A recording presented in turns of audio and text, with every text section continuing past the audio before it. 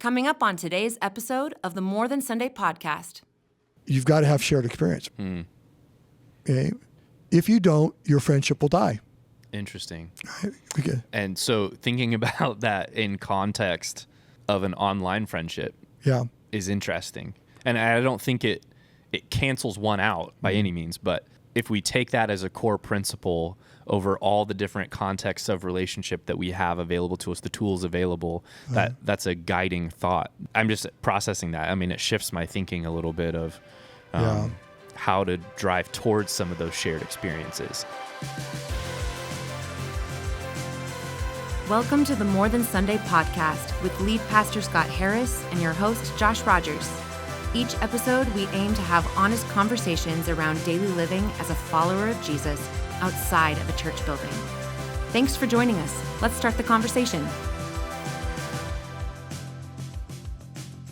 Well, we're in episode 8, Scott. Here we go. Here we go. Celebrate 8. Yeah, a little pre-podcast conversation about online friendships and catfishing. We're gonna dig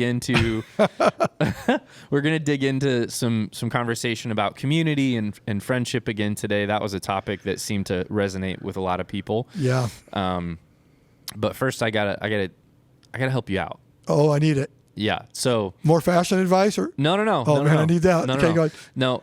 So Courtney and I I have a food recommendation for you. Oh, this scares me. For Sandy. Okay, I'm in. So we were getting the van worked on or something, and we were like, hey, let's go walk around Alderwood Mall. And I didn't realize what time it opened because I'm always at work then. And so Courtney and I were talking, like, the optics are kind of funny on this because we're just mall walkers this morning. Oh, nice. But it's like, okay, we ended up doing some cool stuff, but we found this place called Paris Baguette. So at the Alderwood Mall, there's these new apartments all over on one side, and underneath there's some new shops and stuff going in. Oh, yeah. So this is a little bakery. They do coffee and stuff too, but it was phenomenal. They had croissants and tarts and eclairs and all kinds of stuff and donuts. Okay. That were delicious. Now you're speaking my language. Yep. They had really good breads and some different things, but I mean, in terms of like baked goods from that kind of French context, it was excellent. Okay. Well, here's the deal. I'm not convinced, you foodies. I don't know if it's about the taste of food or what it's called. You know, when you said baguette, I knew you were going to like it. Who says baguette? All right. Well, I mean, it's a type of bread. Paris baguette, is that what you call it? Yeah. See? That's just the name of the place. I know. See, but I do it. See, you foodies, I'm on to you guys. I'm still not convinced. And people have talked to me that I am more convinced now that no one likes sushi, really. It's the trend. And it's so I've said, so you people with me, we need to rise up because the sushi people are winning. But there are of you out there. They, for you or anybody else that is, when you go to get donuts, you're a cream-filled donut person. Yeah. The cream-filled donut at Paris Baguette is out of control good. Okay. It will put to shame grocery store donuts. Wow. You're speaking to a whole demographic. That's a big statement. It's one I stand by. No, and I got, this whole foodie thing. I kid you not. Everywhere I read now, I hear about Michelin restaurants. I mean, it's everywhere. I have no idea how I missed it in my life. So you have opened my eyes. Well, we're just trying to grow together, In the food department, you're helping me. Friendship. But I am a little old and set in my ways. So I have not, I've heard you, but haven't taken your advice. And I've been approached with offers to let me try sushi that shows me how good sushi is. Same stuff I talked about. So anyway. But see, this is an easy on-ramp for you because this is to take Sandy somewhere. Oh, see, that's a soft spot right there. See, this is about something I think Sandy would really like, and they also have donuts. Yeah. Paris Baguette. That sounds very romantic. See? I will be there. See? Okay, I'm in. See, you're helping. See, well, now you're helping my I know. relationship. That's why I said I was trying to help you out. Yeah. Lady in the Tramp kind of vibes, I know. Little. I'll be cruising on violin. Wear a beret, and it's going to be me. I'll have a baguette. I'm off to go. I go. Yes. Okay, I'm in. So you've been traveling a lot this last, I don't know, couple years, whatever. Yes. But you've been on a couple trips recently that you certainly like valued and loved, and there were beautiful things from, but beforehand we've had a couple moments of like, I wish I wasn't going on another trip. Yes. Are you, some people prefer the travel rhythm. Some people prefer the home rhythm. Are you able to like find a travel rhythm, or do you typically kind of just hold on until you can get back into your normal rhythm? I'm a heavy relationship person, right? So my ultimate comfort place is around my wife and my friends, right? So to be honest with you, that is where I'm in my sweet spot. So, but I also love to see new things, and it could be anything. It could be a drive down a country road in the state of Washington, or just see something I haven't seen before.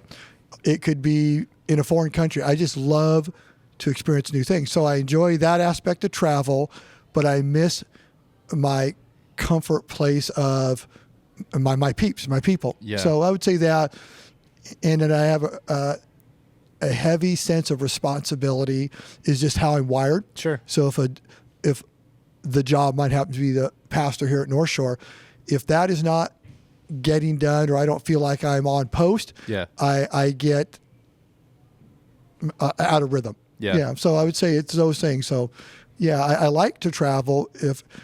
I love it if my wife's with me, and I love it if my post is being taken care of. Yeah. I used to travel like for my job, and I loved it. And then as I've just gotten older, it's been like, I don't know if I like this so much. The first year I was here, I flew on like 6 different trips, and we got kind of done with those, and Courtney and I were like, dang, that was kind of hard on us. Like that it's a lot. So I feel like though I'm in an in-between rhythm where like if I go too long without getting away a little bit, then I get stagnant. Like it's really refreshing. But then, a couple days in, I'm like, all right, that was sweet. Let's go home. Let's get back to the rhythm. Now, here's what I wonder. Ready? Both of us have to answer this. Like, is that the element of the Seattle freeze setting in, that we're just becoming like our culture? Just, I don't know. Yeah. Going to home and hunkering down? Or is this maturity and we're just discovering, those relationships, and that rhythm is where our health is found? Maybe. So I don't know that I want to give myself that much credit, though. I know. Well, I'm just saying, a great night for me is going home, hanging out with Sandy and chilling. Yeah. I love it. Yeah. I love it. Yeah, I agree. I don't know. I think it's probably a little bit of both. I think something about the pace, we've talked about this a lot, like the pace of life here can almost like lull you to sleep a little bit. Yeah. So I think breaking that sometimes can be good. But I love it. Yeah. So last night, speaking of getting home, Pacers playoff game. Ooh. Okay. I don't know what the score is, so this is going to be a surprise to me. They beat the Cavs at home again. That's a big win. They won 3 home games, closed out the series, so they're going to the Eastern Conference Finals. Okay, wow. Pretty exciting. Second year in a row. First time we've done it in over a decade. And unfortunately, Jason Tatum for the Celtics tore his Achilles. Okay, so he's out. So it's very likely going to be the Knicks and Pacers in the Eastern Conference Finals, which is like 90s ball. All right. But I'm very excited. Well, that's I'm happy for you. Right? I'm not a Pacers fan. I'm not against them, but I know you are, and I'm not a Lions fan, Detroit Lions football, but you are, and what a it's run like the for greatest sports era of my life. I know, man. I'm happy for you. So congratulations. Yeah. So one of the things, actually in the fall, we're going to be doing something. This might be like a inside scoop leak, so we'll see if I get in trouble. But we're going to be doing kind of a new kind of group where we can do activities together for like a certain amount of time. One of those things is going to be like a card or memorabilia collecting group, and that's something Judah and I do. as a hobby together, which is pretty fun. So with the Pacers playing so well, I was looking at some stuff, and I was able to pick up a graded Reggie Miller rookie card this last week. Okay. So I'm pretty pumped. I've never had a Reggie Miller rookie before. Well, you have a young son. When I was a kid, we all collected sports cards. Yep. All of us. Yep.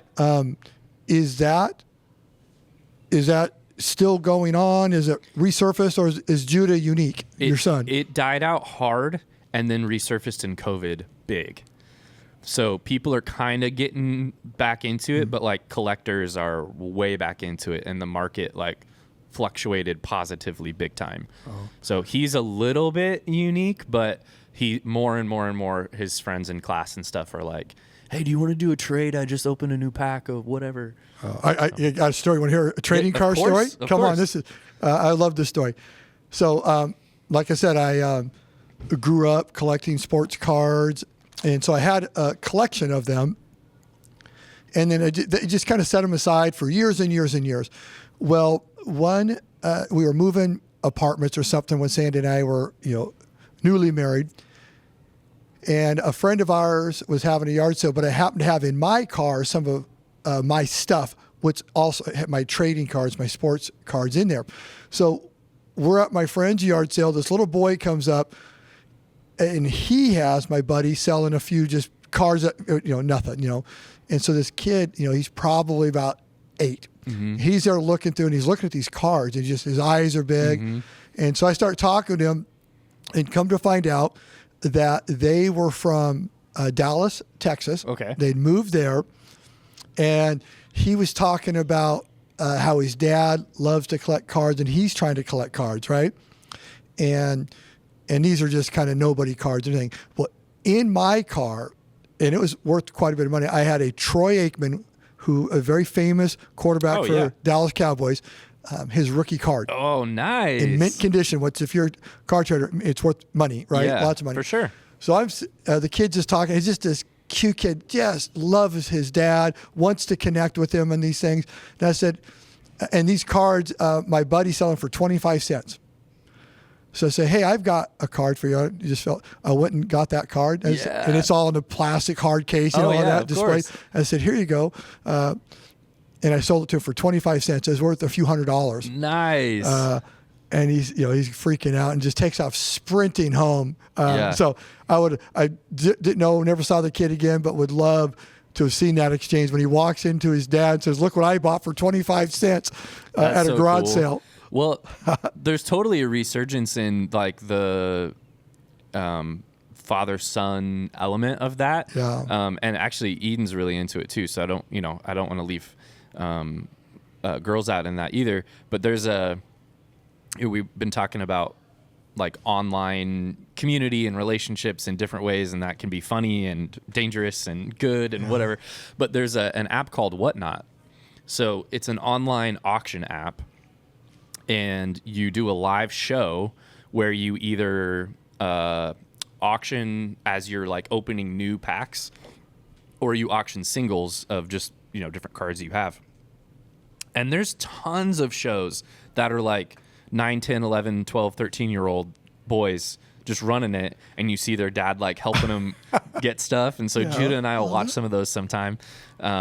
And we have a thing. We've never done one, but we have an account set up so that we can do one sometime. He was just talking to me last night. He's like, Dad, I counted up all my stuff and looking at all my collection and everything. I really want to start selling some. And he's always been really business minded. So we'll see if we break into that. Well, ready? Here it comes. I don't like to do this. I double dog dare you, right? To do it. Here's a little secret, and you probably know this. I'm not real tricky, but I will buy packs of cards for Judah. Mm-hmm. Now, I love your son. You know that. Yep. But there's another reason I do it. Because every time I give him a pack of cards, he talks about you, right? And I know I'm fostering in a healthy, beautiful relationship. So just so you know, a little secret of something I do. Yeah. So back to, is there a triple dog dare? Is that another level? Dang. Oh, I think so. I'm getting a little out of control, so I'll stop at triple. I triple dog dare you to do that. Okay. Quadruple dog dare. Yeah. That's funny.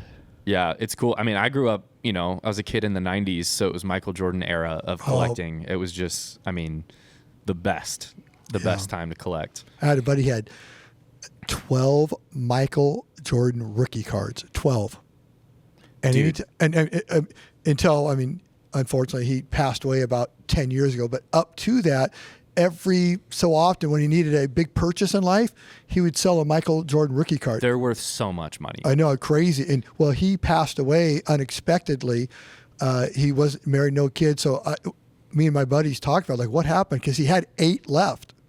Oh my goodness. Yeah, and so I don't know if he gave them to his nephews or what, but those things are worth a lot of money. So there's still sealed packs from his rookie year that haven't. There's still some stock left, and they sell with the chance to have one in for multiple $1,000s. Yeah. Do we have a researcher? We need a Corbin. That's got to be you. You got a phone? We'll just hook you up, dude. Michael Jordan rookie card. What's it worth? Let's find out, because it's worth a lot. And condition does matter. Yeah. Well, my buddy, he put them in a safe, deposit box. So they're in a bank, and they were, of course, sealed in the That's unbelievable. hard case. Yeah. And I'm not joking. He would sell them back in those days. When I remember him selling them, would be for hundreds of dollars. But I think they're worth. Let's find out. $300,000. Did you guys hear that? Say that again. Oh my gosh. $300,000 a card, and I do believe he passed away with 8 of them. Oh my goodness. Yeah, and I remember him selling 3 or 4. So yeah, he must have had 12 or more, but incredible. Yeah, that's wild. Yeah. So we have been dancing around this topic, even just in our conversation of friendship and online and relating to one another.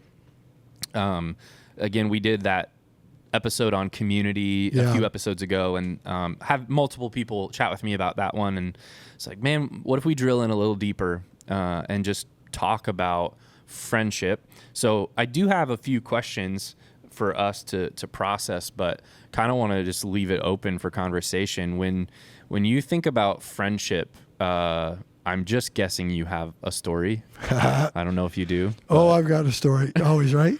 Kick us off, man. What comes to mind when you think of friendship?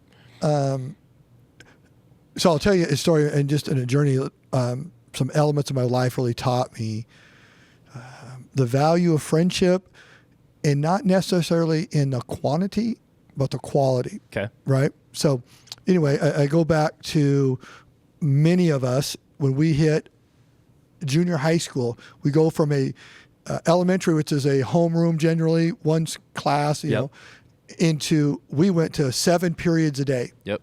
Right. So now you're with everybody. And of course, it's just a dynamic time in a kid's life. You're changing, the world's changing around you, and you just want to fit in. Yeah. Well, I went into junior high with no friends. I had moved when we were younger. My dad had a pioneer dream, so we actually moved up way in the mountains. Way in the mountains, no electricity, no running water. I went to the bathroom in an outhouse. The only unique thing was uphill to my house, only one direction. That was, but it's not one of that stories, right? Yeah. So anyhow, really, you didn't have any friends in some of those elementary grades. So I go into junior high. Of course, you're socially terrified, wanting friends desperately, but not really having them. Well, that all changed in an event in the home economics. I don't even know if they still teach this, right? 7th grade, they would They did when I was. They did, okay. Yeah. You learned to cook, sew, making pillows, balance a checkbook. I'm sure they don't do that anymore. We didn't do that. We didn't do that. Look at my age. Anyway, we did all these things. So, we were in there early in 7th grade is when we started middle school. I have to stop you for a second. Yes. So home ec. We've been on the foodie thing, so I got to just insert a little nugget here. Yeah. Look, So I don't know where this is going. I'm gonna learn more. I can tell. The first meal that I ever learned how to cook, and if you, meal is generous. Come on.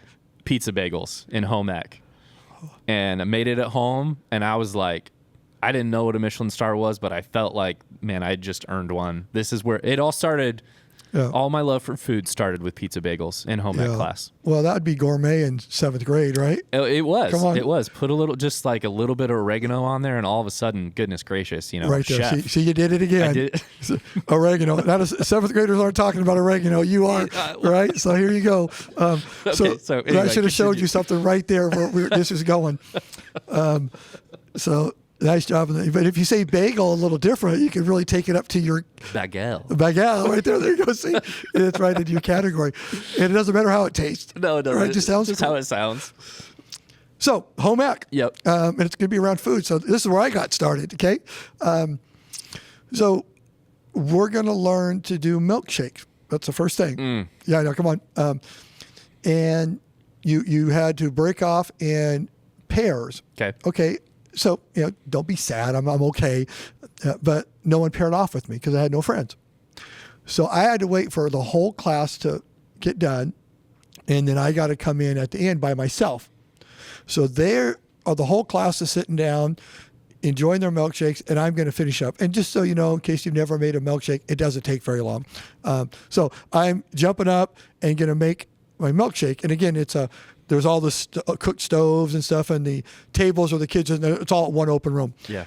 So I start to make my milkshake, and something about me, I have an incredible sweet tooth.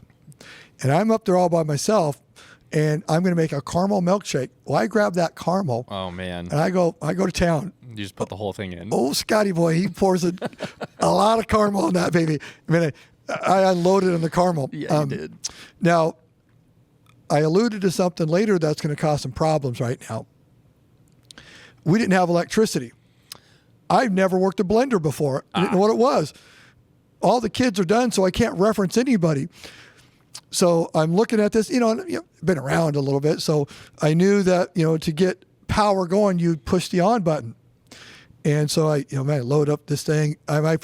There had to have been 2 inches of caramel on top of this thing, right? And so I looked there, puree, I don't know all this stuff. So I just pushed one of the buttons.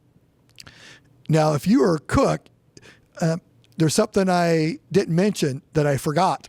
You didn't put the lid on? I did not put the lid on the blender. So I pushed this button, and I'm not joking you, caramel starts swirling around the class. Kids are running and screaming, caramels everywhere. Of course, I'm not great with the power appliances, so I try to get it turned off, finally get it turned off. Lots of caramel everywhere. And so everyone settles down. Teacher says, okay, just, finish your shake, and we will clean this up after. So, because milkshakes melt. So I put it in my cup, and I start walking over to my lonely chair. Mm-hmm. And his name's Mark. Mark was one of the middle school super popular. There's popular kids, and then there's this whole category of popular, the right? Elite status. Oh, I don't know. Yeah, just so Mark is one of about 3 guys in the 7th grade class that fits this category. And this is going to be so middle school. I mean, it's actually, so I'm walking by my milkshake, and people got caramel. There's caramel around everywhere. And there's a group of kids around Mark. And he looks up at me. He says, hey, and, in middle school, you call everybody their last name. Hey, Harris, you're funny. Dude. I said, yeah. And he goes, you're in. Well, here we go. He looks at, and I won't mention this kid's name in case he's scarred. Love you. He says to this other kid, move. Oh. I know. This is real, guys. This is real. Whoa. So he gets booted out of the group. Guess who gets invited in? Mr. Carmel. Mr. Carmel. I sit down, and now I am in the super elite group. And one great moment around cooking in home ec. True story. Wow, dude. It's like having a middle school gold card. You just got in the club. Oh, it's everything. Now I'm an old guy, so I feel sad for the kid, right? I am in, so you could celebrate that. But, go back to what I said. What were the lessons? So then I went from a place of no friends to the entire school. I walked around with this little group. I mean, I'm not joking. It was actually ugly, but people just follow us around. So I live that life now. But what I learned as I got into high school, I said, this is garbage. And so I really did. I actually stiff-armed that life, and just said, nope. So it's about quality. It's about being kind, loving people, and everybody. Yeah. And so the quality of friendship are so critical over the quantity. And oftentimes we try to chase quantity only to be, in a sense, left alone, even when we're in a crowd sometimes. Do you think it would be a stretch to say, well, I'll just say it and you can tell me whether you agree or not. I wonder if we have collectively forgotten a little bit what actually like the level of quality friendship can even be. Yeah, I think so. You know what I'm saying? Because right. like it's, especially over the last 15 years, at least for, I think it's easy to grow accustomed to this kind of on the go relationship where you're around people and they're doing similar things. And so you're doing some things and then they're not anymore. So you're doing some things with some other people. But I wonder, like, man, some of the, friendships I had growing up and that my parents had were like, it was like having family. Yeah. And that seems harder to come by these days. Yes, I think, we're moving so fast. But boy, as you're talking, we all remember and even as adults, it's being hurt by watching people connecting that aren't including you, right? At 55, that still hurts. Doesn't hurt as bad. I don't define myself in those moments, but you still feel that. So it's still this human condition of ouch. And for your generation, social media is really, because it gives a false narrative of what people are experiencing. Yeah. And so as you gaze through these posts and selfies, you feel like you're being left out, and it's really, really painful. So, yeah, I think there's a lot of pain. And as you said, the depth of friendship is lost as well. So, it's really tricky because I think that my age and younger are really, really hungry for authentic. Yeah, I love that about you guys. So, but the tools that we have are still the tools that we have. You know what I mean? So it's like this interesting tension of like really hungering for the authentic, but the options we have are, Instagram and Discord and TikTok and YouTube. Yeah. And so it feels difficult in some ways to have both at the same time or figure out how to navigate one to get to the other. Yeah, because those are your community gathering places, what you just mentioned. Right. I mean, so I know a lot of times my generation will speak down to it, and I think we have to be careful, and I do too, right? I mean, I have fun with it, but it really is your gathering place, right? And every generation has and had their gathering places. And so for you guys, you do gather there, and I think it's awesome. But the idea is, how do you take a general gathering, a touch point, to the depth that you speak of? Because I think friendship at its healthiest is what you just described. You used the word family, or it's just deep, and it's that element of trust, right? Where you just trust, you care, they have your back, you have their back. It's this unconditional, you are my, what's that phrase? You're my ride or die. Yeah. Right? I mean, and boy, we may lack the skills to take it from the gathering into that depth. Yeah. And then I think we're lonely without it. Yeah. I think so too. As sort of a potential like resetting of the bar, so to speak. I found this quote from Augustine about friendship, and he doesn't ever say things lightly. So he said, "There can be no true friendship unless those who cling to each other are welded together by you, God, in that love which is spread throughout our hearts by the Holy Spirit, which is given to us." So there can be no friendship unless those who cling to each other are welded together by God in the love which is spread throughout our hearts by the Holy Spirit, which is given to us. Yeah. But what a word, welded. Yeah. If you understand that welding and, two separate entities being brought together as one by this bonding agent, which it speaks of God, the power of the Holy Spirit in the vehicle of love. Yeah, and I agree because, God created us and, that's the essence of who we are. So we connect at the God level. Mm-hmm. We're connecting at the deepest level we can as a human. Yeah. So I would think it's true. Now, some people might be listening to our podcast that aren't followers of God or Jesus. Yeah. So then that poses that question is like, are you saying I can't have meaningful friendship? I don't think we're saying that. I think we might be talking about a depth of it that, when we're going to peel it back to its absolute core. Where's the deepest we can connect with another person? Yeah. And it's going to be at that soul, the essence of who we are level. And those are the places that God dwells. Yeah. Right. And so I would say, I think the answer is yes to that. Yeah. But it's also a message to other people that, friendships need to be connected deep in our hearts to get the fullness of that relationship for us. And as people, it's vital. I think that's what I'll use. Vital. It's critical. Yeah. That we have it. So we know, we've talked about it a ton, the Seattle freeze culture and the pace of life, really to our context here in the Puget Sound area. What do we do practically to combat not just that, but like take ground towards a deep friendship? Yeah, I think it's good. We have listeners outside this area, so give us the elevator definition of Seattle freeze.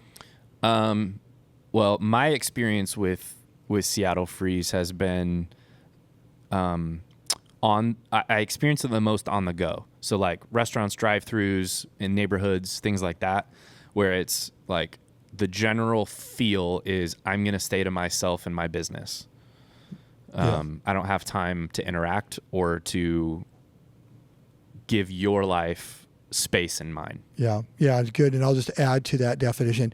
It's not in a mean spirit. No. It's the rhythm of life. Yep. And there's a lot that goes into it. And it's actually a researched and studied thing in the region that it's a very real thing. And if you've moved into the area, you feel it.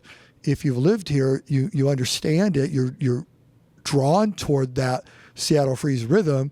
And until someone tells you, you're like, oh yeah. So anyway, Seattle freeze and, what is the breakthrough, in order to have great friends, in order to have great friends, you've got to be a great friend. Mm. So I think the responsibility always starts with us. Yeah, our part. Our part, yeah. It's our part. You have to be friendly. And because you mentioned the Seattle freeze, it's going to be work.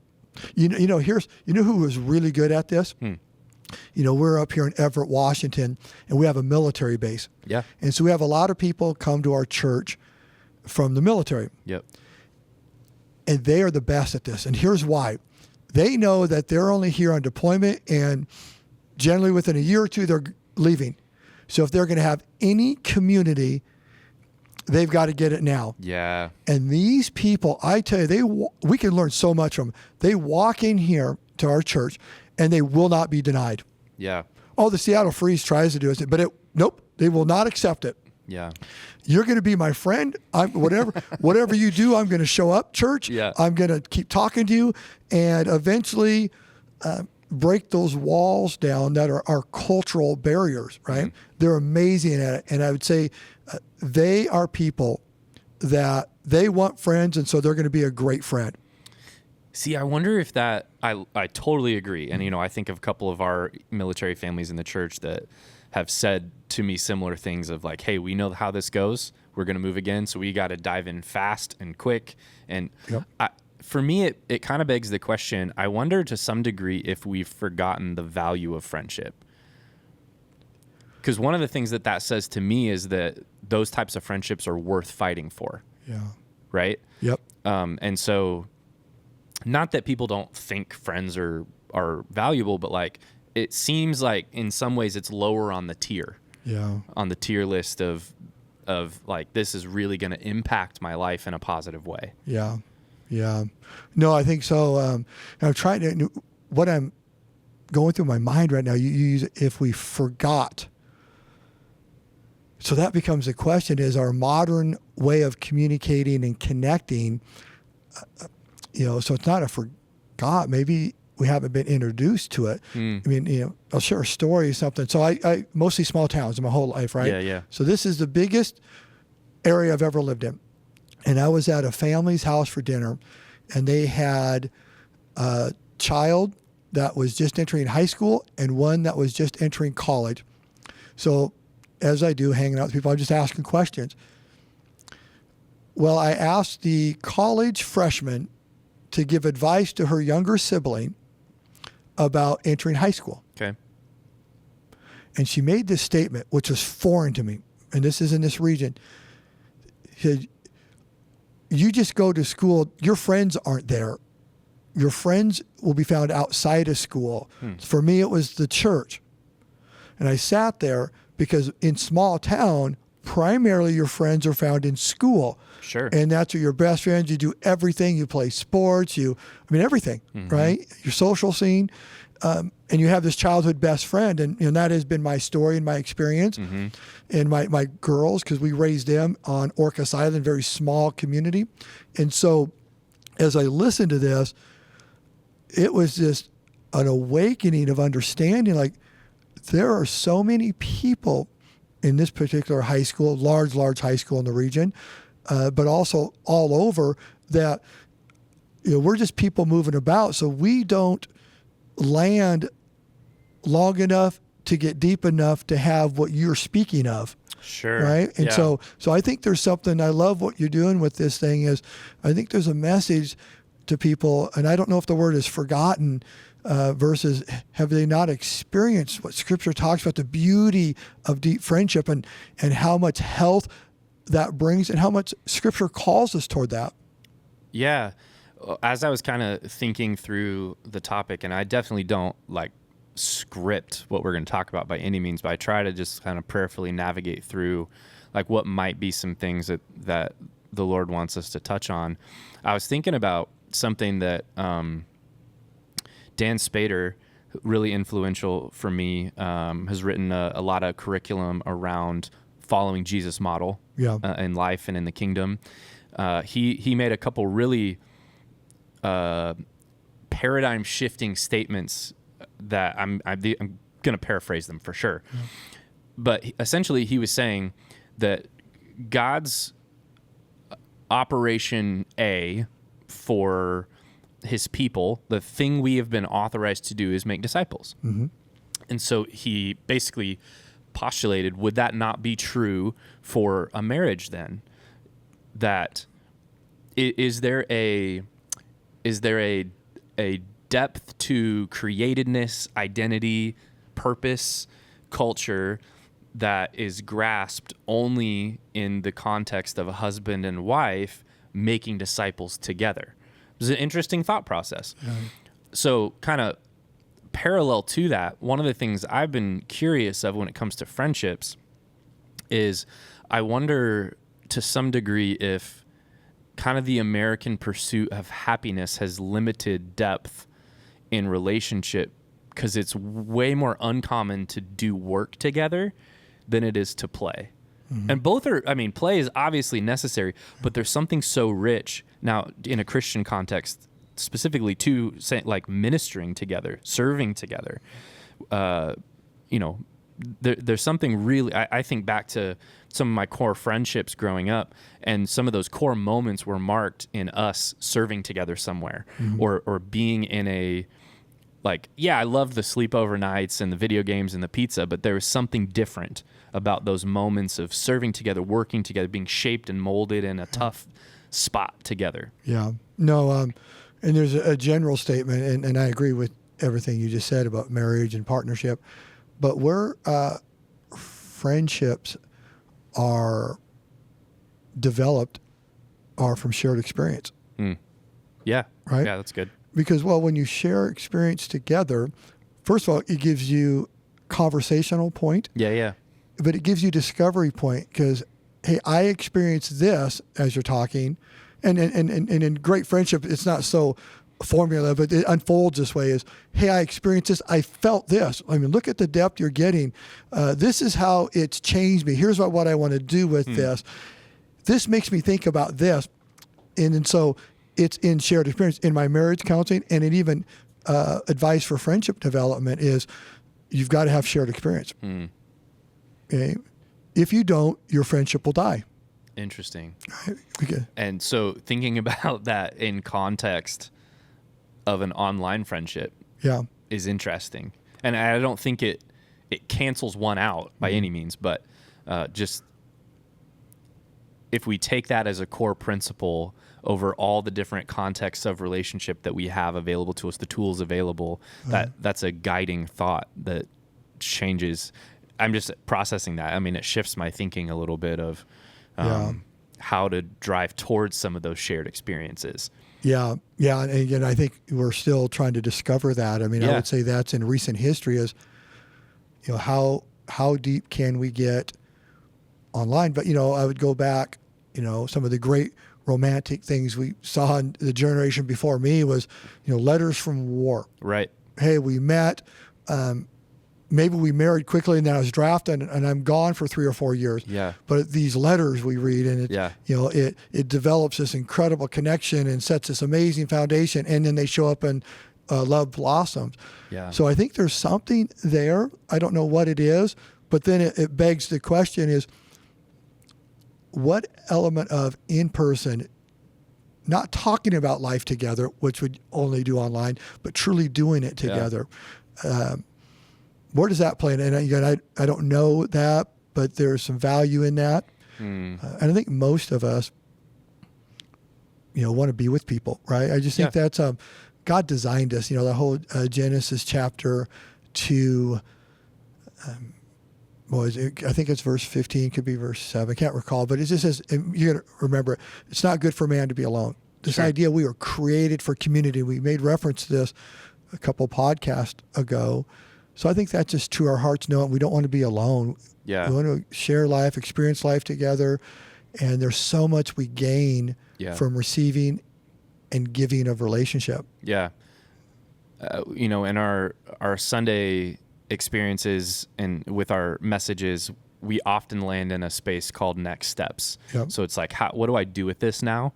And I wonder if a next step for this type of conversation is personally to evaluate the value of deep friendships kind of in our everyday living and maybe look for what's a step I could take towards one of my friendships to go deeper or maybe I don't have one. And so maybe it's identifying one that I could do a shared experience with or something like that.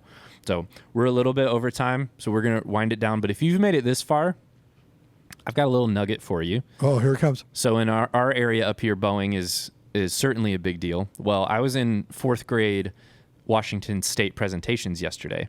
Oh, nice. And so we learned a lot about different things from Washington, one of them being William Boeing. And if you go Google him, it looks so much like an aging Justin Timberlake. Uh-oh. I know.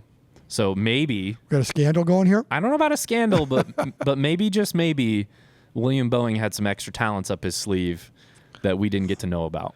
All right.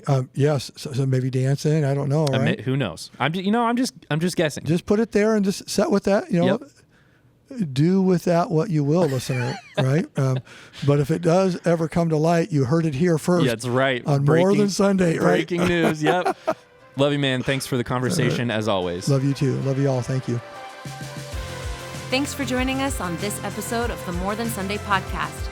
The easiest way to stay connected with us is to follow or subscribe on whatever podcast platform you are using. If this episode was impactful for you, leave a comment or review below. We would love to hear from you.